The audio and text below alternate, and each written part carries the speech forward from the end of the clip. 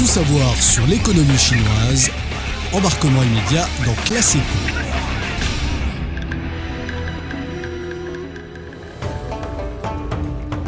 Bonjour à toutes et à tous, focus aujourd'hui dans l'industrie du jeu en Chine. Au total, 40 éditeurs de jeux chinois ont trouvé leur place sur la liste de février des 100 premières sociétés de jeux mobiles mondiaux en termes de chiffre d'affaires, rapporte la société d'analyse des données d'applications mobiles Sensor Tower.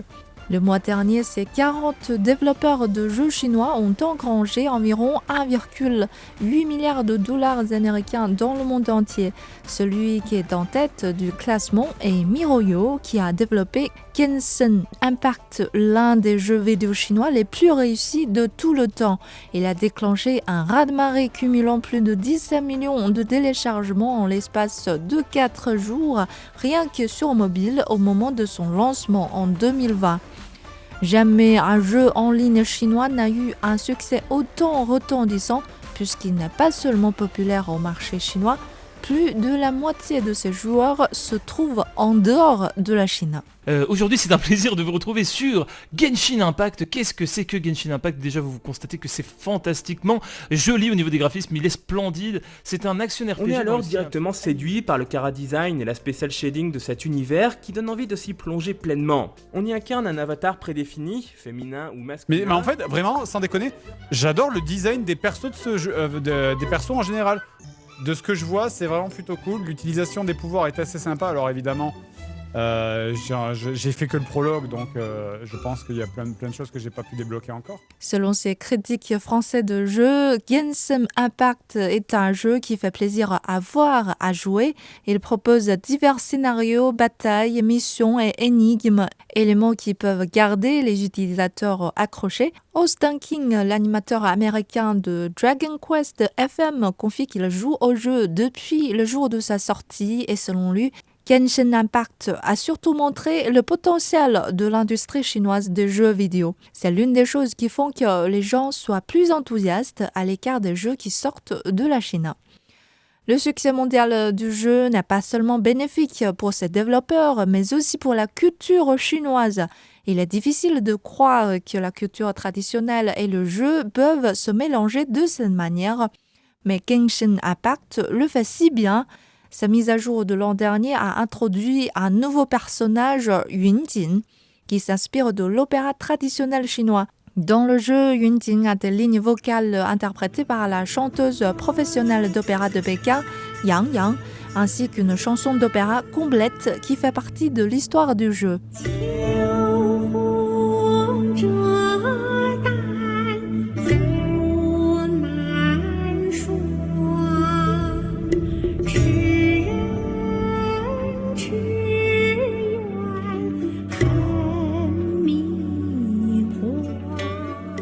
L'introduction de cette chanson, La Divine Demoiselle, a suscité de façon inattendue une vague d'intérêt massive, non seulement pour le jeu lui-même, mais aussi pour l'opéra chinois. Des centaines de vidéos sont apparues du jour au lendemain sur les réseaux sociaux chinois, mais aussi étrangers, sur Twitter et YouTube par exemple. Qu'il s'agisse de reprises de la chanson ou de réactions à la performance, des joueurs souvent très très jeunes ont dit qu'ils voulaient en savoir plus sur l'opéra chinois.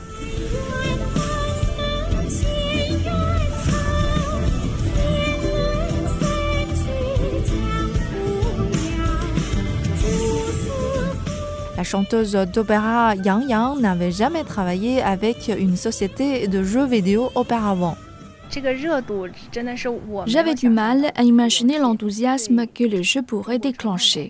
Cette collaboration a été une expérience très nouvelle pour moi. Je suis impressionnée par l'ampleur des efforts déployés par la création de Yunjin et par le rôle d'un jeu vidéo dans la promotion de la culture traditionnelle.